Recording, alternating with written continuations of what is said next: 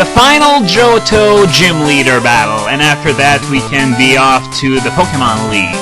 Yeah, she says she can hold her own against the Elite Four, but that's the key word, the Elite Four, because when Lance is brought up later on, she soils her pants, or whatever is it you call what she's wearing, and no, I'm not referring to the cape. And yeah, she says she's gonna use her full power. That is a lie. I know that she's got Gyarados somewhere. Did she forget it in her other cape or what? And I would say this as a joke, but the truth is that she actually got a small wardrobe change in the remake. So, maybe. Oh, and yeah, as for the battle, well, the beginning is not going to be very eventful because, well, it's 3 level 37 Dragonairs. Boring! And since I've already taken out the first one in one shot thanks to Ice Punch, well, there's no reason why the other two wouldn't go down the same way. Though some people do struggle against those Dragonairs if they don't have anything super effective against it. But, I question the wisdom of showing up in that gym without an ice move to begin with. And by the way, I went and got my Typhlosion back from the PC just in case, since I had no more need for strength. And the third Dragonair is down, and here is time for the real challenge. I'm going to let Gengar handle it, because if I can't pull off any super effective hits, the best bet then is Sleep, and Hypnosis connects.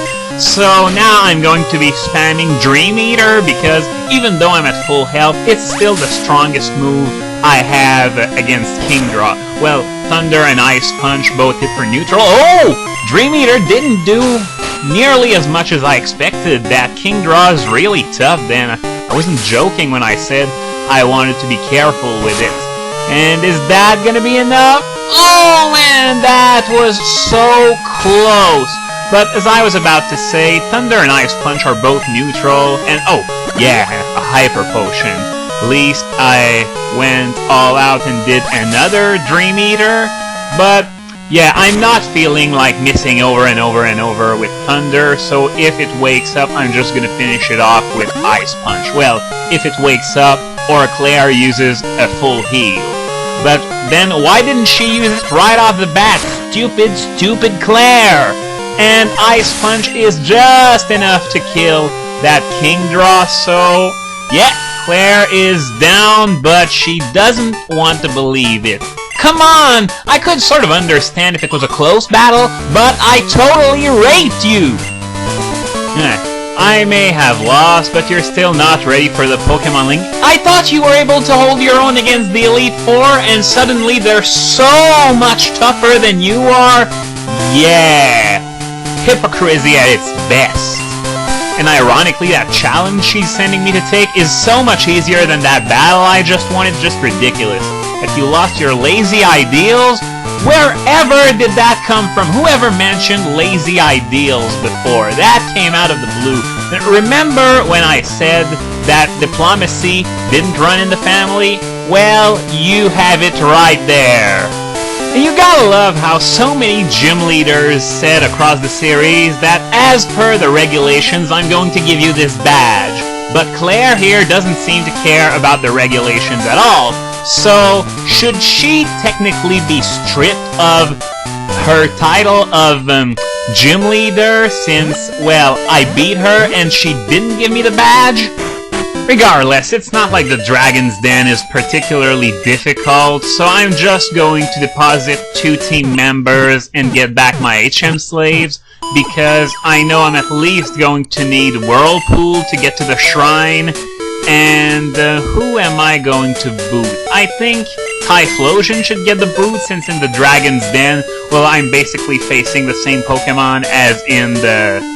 Oh yeah, I'm gonna deposit Lapras here, but yeah, since the stuff in the Dragon's Den is mostly the same as in the gym, I am going to deposit Typhlosion because it's completely helpless against everything. Well, it could Thunder Punch those Horseys and Seadraws, but the fact is that the levels are starting to get rather high, and I'm trying to avoid type disadvantages if I can avoid it. So, that the fact that I gave Thunder Punch to Typhlosion was really more in case of an emergency than for, you know, taking on water types regularly. So Alakazam is going as my lead since it's got great type coverage, and, well, it still needs some levels as well. Well, everybody is in need of some levels, but Gengar already has some headway in that department. But as for the Dragon's Den, I've heard some people complain that the music there gave them headaches. Well, I wouldn't get a headache from it, but it certainly does sound weird. Okay, so there's a trainer battle, but after the battle, I am going to stop talking if I can remember it, just to show you how odd the music actually sounds. And I have got some answers regarding Stage 3 of the Uber testing, and Garchomp is indeed going to be retested, because it didn't get a strong enough majority to be deemed Uber outright. The requirements are either 2/3 of the vote once or a majority of the vote twice in a row. That's the requirement. So Garchomp didn't feel it just yet. And no, that testing before Platinum came out doesn't count because of how the game has changed since then. So listen to the music. Yep, that really doesn't sound like something... well, it sounds more like noise than it does music, to be honest. They fixed that in Heart Gold and Soul Silver for the most part, but still, I can understand why people would get headaches from this. It's not nearly as bad as the seizures thousands and thousands of little kids got in Japan after the airing of Electric Soldier Porygon, but it's still not so pleasing to the senses. And while I'm thinking of it, Midgar Zolom used beta, and it was super effective. I apologize for the way my channel looks. I know it's a mess, but I really had no say in it. I was forced to use the beta layout, just like everyone else on YouTube. The only small miracle is how long my channel remained with the old layout, as opposed to, you know, so many other people that were beta-ified long before me. So, yeah, I really have no say in it, and, well, I'm just hoping that YouTube gets so much hate mail that, well, maybe they'll never go back to the old layouts, but at least that they won't pull off crap like this again, because I'll be honest, I don't even know why they didn't decide to give up on those new channels, given that everyone and their mother thought it looked like dog shit. So, yeah, I really have no idea, but at least I'm hoping that they got the message, and if they want to downgrade our channels again, that they will really think about it and listen to what the people have to say.